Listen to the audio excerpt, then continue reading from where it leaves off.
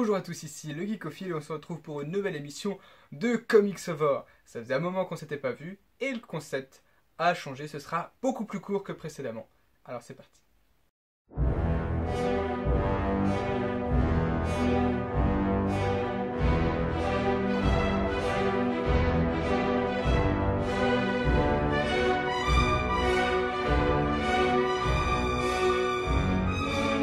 Alors comme dit dans l'introduction, le concept a changé, ce sera plus simple cette fois-ci, je vais plus présenter tous les comics que je lis dans un mois, c'est compliqué pour moi parce que déjà je suis obligé de faire des piles sur mon bureau, enfin voilà, c'est un bazar, donc j'ai préféré tout ranger, que ce soit plus organisé derrière.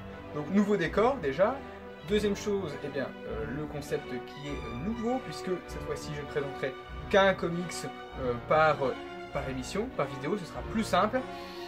Et je vais essayer d'alterner du Marvel, du DC, de l'indé.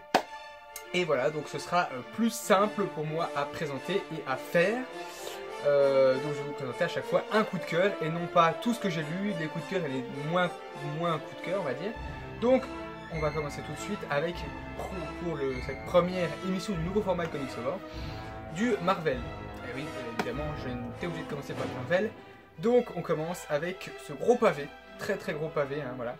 C'est Hulk par Bruce Jones, John Romita Jr., Stuart Immonen et Mike Deodato Jr. Alors ça c'est le tome 1, donc ça veut dire qu'il y aura certainement un tome 2 qui va sortir.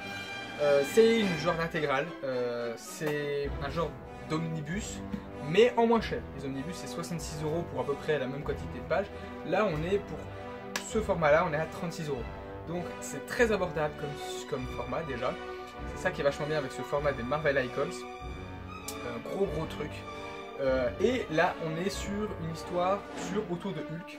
Alors, il n'y a pas énormément d'histoires autour de Hulk en fait, pas très connue on va dire. Celle-ci est excellente, c'est tout un run qui a inspiré en fait le film Incroyable Hulk du Marvel Cinematic Universe, le premier film du Marvel Cinematic Universe avant Iron Man, la même année qu'Iron Man, mais techniquement le premier film du MCU. Ici, on a donc Hulk, enfin Bruce Banner, qui est recherché, qui est l'homme le plus recherché des États-Unis. Il est obligé de se planquer un peu partout. Il essaye d'éviter les crises de nerfs. Et il y a même des scènes qui sont similaires au film, hein, des scènes où à un moment il se fait provoquer, etc. Et c'est vachement intéressant de voir cette version.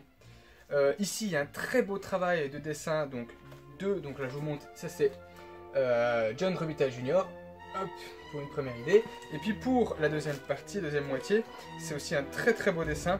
C'est pas le même dessinateur, c'est Mike Deodato Jr. Donc vraiment au hasard, voilà, des dessins qui sont franchement très classe.